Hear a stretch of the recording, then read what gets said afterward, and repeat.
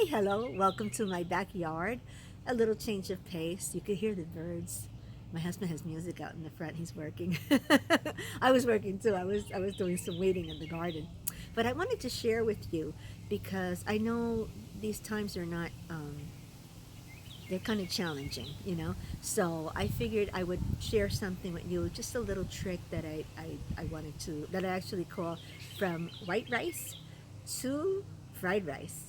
And it's a homemade fried rice that is really not very hard. It's versatile. You could do a couple different things with it, as I explained while I'm making the video. But it is basically taking, sometimes you have leftover white rice and you say to yourself, what am I going to do? Well, yeah, we can make some beans and throw them over it. You can make it a veggie rice, just throw things in it. Or you could really go to town. And that's what I decided to do. So I'm going to share that with you right now. I want to tell you also the other thing that you could do. I didn't add meat to mine because, as I explained, my husband's having like a little bit of a steak and I'm going to have some fish after. But you can get even like more playful with it and throw in some shrimp, throw in cooked roasted pork, um, throw in other ingredients, maybe I don't know, I know broccoli for sure, and it can be as vegetable-y as you would like. So I'm going to show you right now how to go from white rice, leftover white rice, to fried rice. All right, so here we go. I have some cut up onions that I just started to cut up. And I kind of cut them up coarsely. I didn't really do them that small. It's probably about a little under half an onion. I'll put it aside for now. I have also some cut up. I like to get, when you get the peppers on sale, I don't ever turn those down. And I'm going to cut these up also. Not too much, not too small. Cut these up. I cut them up already. I freeze them. They freeze really nice, and I have them cut up like this because me and my husband like to make them sauteed. So I'm just going to cut them up. Probably this is about. I think this is one whole pepper. It could be a couple peppers. You cut as much as you want to put in there, but just cut it up. I'm using onions and peppers, which I think if you know me, you know we've liked having that before. I'm going to cut up a few of those, and then we'll be ready to go. Show you what's next. Okay, here we go. Ready? Well, I have on now this is a little bit of olive oil that I've got in here. I'm going to saute these guys. These guys as in onions and peppers.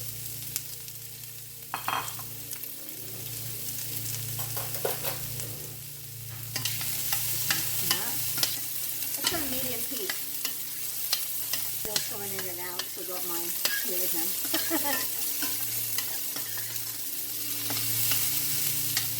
We'll let them cook for a little bit.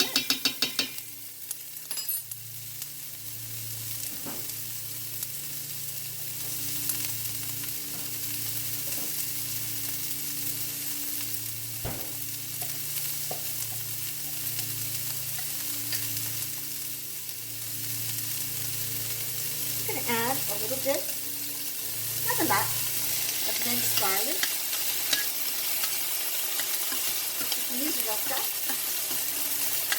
Let that cook a little bit. 2 minutes for the vegetables to get nice and tender. They look really nice, huh? I'm going to put a small can of corn. Yeah, like that in there.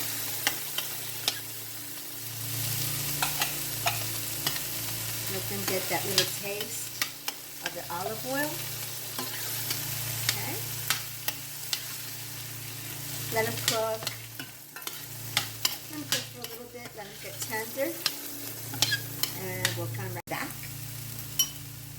Okay, so now everything's getting nice and tender. Everything looks pretty nice.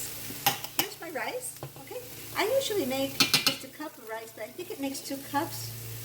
but me and my husband only take like 1 cup, and it's just regular, boring white rice. And yeah, you could add vegetables to it, or we could do something more fun. I'm going to dump it right in there.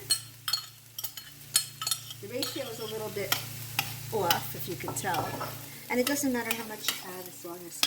But I kind of like that because I like having a lot of veggies in there. It makes a lot, kind of really brings it to life. Okay, so I'm going to turn it up just a tiny bit. Still like a medium high. Okay? Some of it's clumpy, so you make sure you break it down. Okay? And here comes the next step. You can use fresh ginger. I don't have any fresh ginger, so I'm going to use what is ground ginger. Kind of sprinkle it on there.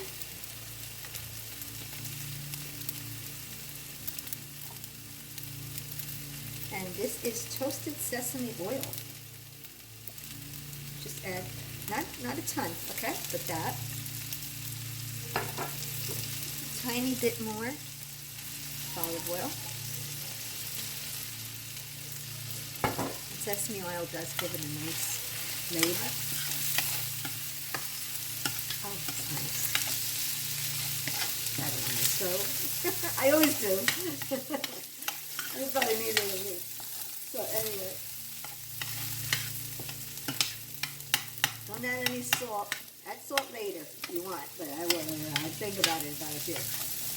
I might have used a little bit too much of the sesame oil. Sesame oil goes a long way. And now, it is low sodium soy sauce. I'll add some now, and I'll add some in a few minutes. And it goes a long way too. I like it to get a little bit darker, so I add. Yeah, it smells nice. And you can kind of play with it a little bit.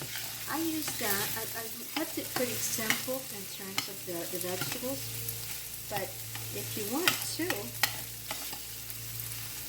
you can use broccoli. Broccoli would be really nice. If you want to add some meat to this, you can add some meat to it.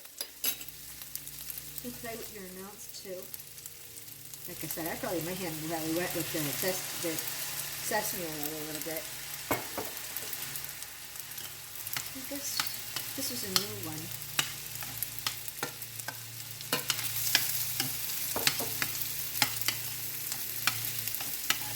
Yeah, that smells nice.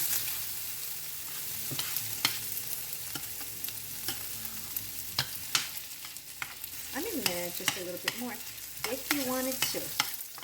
And as a matter of fact, I am going to do that. I'm going to show you one more little thing. To make it like back in the day, we used to have a store, like this restaurant. I used to come from Hudson County, New Jersey, and we had a Cuban Chinese restaurant up there called La Campana China. And they used to make their fried rice with a little extra thing. And I think they stopped doing it after a while, but I'm pretty sure that they used to do it back then. But I'll show you what I'm going to add to it. You do not have to do it. That is optional. Give me 1 second. I'm going to have to show you. Okay, so I turned it down a little bit. And as you can tell, I made a little bit of space right over here. I beat 1 egg. Throw it in. And like I said, back in the day, you used to see that they would do that. They don't seem to do that anymore. But that's what they would do. Restaurants, Chinese restaurants would make their fried rice with a little beaten egg. I turned it down a little bit too, so it doesn't get too crazy. And you make sure that you cook your, don't do it raw. So you make sure that you cook your egg nice. Oops, turned it up, set it down. You cook it up good, and then you mix it, you incorporate it right into a little bit of protein too. Again, you do not have to do that, but it's kind of a nice little touch too. Okay? So here is the finished product. Check that baby out. And I used, as I said, this one I used the corn, I used the onions, pepper, uh, red bell pepper, which I'm very fond of.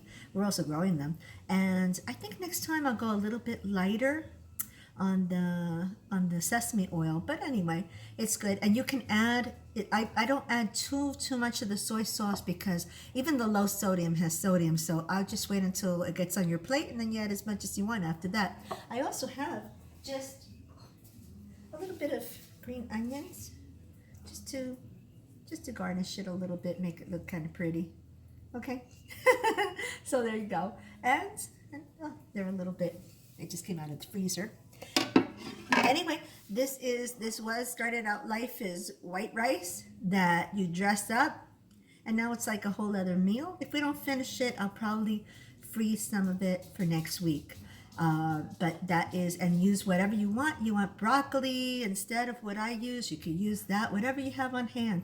Broccoli, water chestnuts are delicious in this. You can get those in your can section too. And just give it a try and let me know what you think. Like, subscribe, comment, and stay safe.